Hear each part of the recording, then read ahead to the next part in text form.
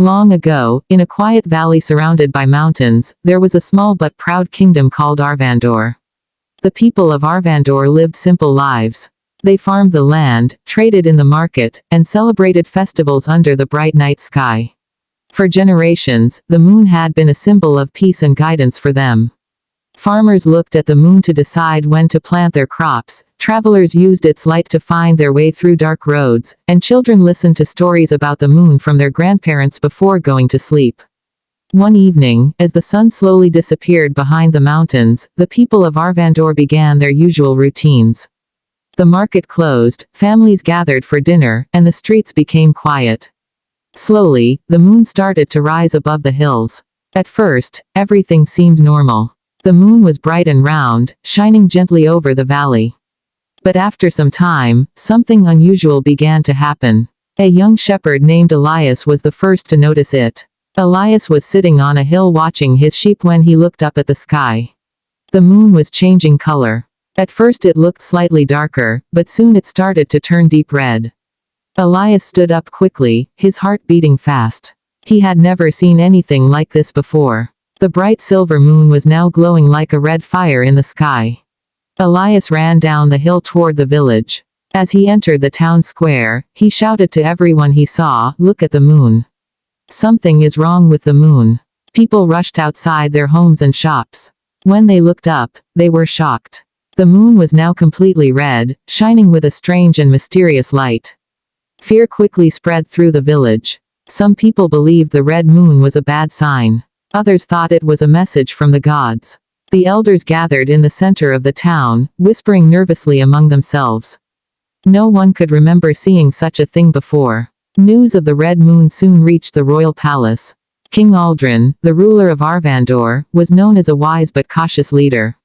When his guards told him about the strange moon, he walked out onto the palace balcony to see it himself. As he looked up at the sky, his face became serious. The moon looked powerful and frightening at the same time. The king immediately called for his advisors, scholars, and priests. They gathered in a large hall inside the palace. Some priests said the red moon was a warning from the heavens. They believed the kingdom must pray and ask for forgiveness. The scholars, however, were not so sure. One young scholar named Mira spoke carefully. "Your Majesty," she said, "this may not be a sign of anger from the gods. It could be a natural event. Perhaps the Earth's shadow is covering the moon." Many people in the hall were surprised by her words. Most people at that time believed that strange events in the sky were connected to the emotions of the gods. But Mira believed that the universe followed natural laws. The king listened carefully. He respected Mira's intelligence, even though her ideas were new and unusual. "If this is a natural event," the king asked, "can it be predicted?" Mira thought for a moment. "If we study the movement of the moon and the earth," she replied, "we might be able to understand it."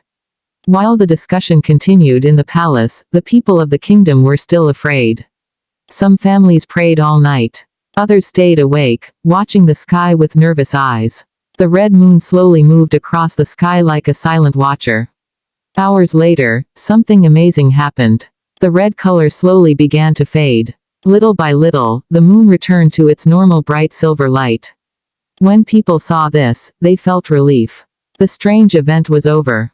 But the red moon had already changed something important in Arvandor. The next morning, King Aldrin made an important decision. He announced that the kingdom would begin studying the stars and the sky more carefully. He asked Mira to lead a group of scholars to observe the moon, the sun, and the planets. They built a tall tower outside the city where they could watch the sky every night. At first, many people were still afraid of the sky's mysteries. But slowly, curiosity replaced fear. Young students came to learn from Mira and the other scholars. They began writing down the positions of stars and the movements of the moon. Years passed, and the scholars of Arvandor discovered patterns in the sky. They realized that the red moon was something called a lunar eclipse. It happened when the Earth moved between the sun and the moon, casting a shadow that made the moon appear red. This discovery was important. It helped people understand that not every strange event was a message of danger. Some events were simply part of the natural order of the universe. The story of the red moon spread to other kingdoms and lands. Travelers carried the knowledge far beyond Arvandor. Slowly, more people began studying the sky instead of fearing it. Many years later, historians would look back at that strange night and say it was the beginning of a new way of thinking. A moment when fear turned into curiosity, and curiosity turned into knowledge. All because of one mysterious night, when the moon turned red above a small kingdom in a quiet valley. Many centuries ago, people believed that the sky was full of mysteries and messages. The sun, the stars, and especially the moon were seen as powerful signs from the heavens. In a large and growing city called Lumeria, people worked hard during the day and rested peacefully at night under the soft glow of the moon. The moon had always been bright and calm, lighting the streets and fields like a gentle lamp in the sky. Among the people of Lumeria was a young man named Adrian. Adrian was curious about everything. While most people finished their work and went to sleep early, Adrian liked to sit outside and watch the stars. He wondered why they moved across the sky and why the moon changed its shape during the month. His friends laughed at him and said he thought too much about things that did not matter. But Adrian believed the sky had secrets waiting to be understood. One evening, the city was celebrating the harvest festival. The streets were full of music, laughter, and the smell of delicious food. Families walked together, children played games, and lanterns hung above the marketplace. The moon slowly rose above the city walls, round and bright like a silver coin. Adrian stood near the edge of the city watching the sky. At first everything seemed normal, but then he noticed something strange. A dark shadow slowly began to move across the moon. Adrian blinked and looked again to make sure he was not imagining it. The shadow continued to grow larger. Soon the bright moon began to lose its light. People in the city also started to notice. The music slowly stopped as everyone looked up in confusion. The moon was no longer shining white. Instead, it slowly turned into a deep red color, glowing in the darkness like a silent warning. Fear quickly spread through the crowd. Some people shouted that the gods were angry. Others believed it was a sign that a great disaster was coming. The priests in the city temple began ringing bells and calling people to pray. The once joyful festival turned into a night of worry and uncertainty. Adrian, however, did not feel the same fear as others. He felt amazed. The red moon looked powerful and beautiful at the same time. He wondered what could cause such a change in the sky. Instead of running home like many others, he stayed outside and continued watching the moon carefully. As the night passed, the moon remained red for a long time. The strange color made the entire city look different. The buildings, the streets, and even the river outside the walls seemed darker and more mysterious under the red light. Adrian went home late that night and wrote down everything he had seen. He described the moment the shadow appeared and how the moon slowly turned red. He decided that he would spend the next few years studying the sky to understand what had happened. The next day the city was full of rumors. Some people believed the red moon meant war was coming. Others said it was a warning about disease or famine. The leaders of the city met in the council hall to discuss the event. They asked the priests for answers, but even the priests could not explain why the moon had turned red. Adrian decided to speak to one of the city scholars, an older woman named Helena who had spent many years studying mathematics and the stars. When Adrian showed her his notes about the red moon, Helena became very interested. She told Adrian that long ago some thinkers believed the Earth could cast a shadow on the moon. This idea surprised Adrian. If the Earth moved between the sun and the moon, it could block the sunlight and create a shadow.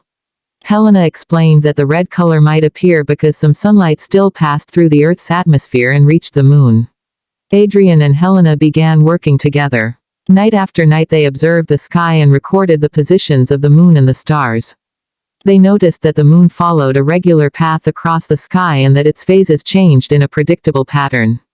Years passed, and their observations became more detailed. Eventually they realized that the red moon was part of a natural event called a lunar eclipse. It happened when the sun, the Earth, and the moon lined up in a straight line. When the next eclipse was expected, Adrian and Helena made a bold decision. They announced to the city council that the moon would turn red again on a certain night. Many people did not believe them, but the leaders allowed them to share their prediction. On the night they had predicted, the people of Lumeria gathered outside the city walls.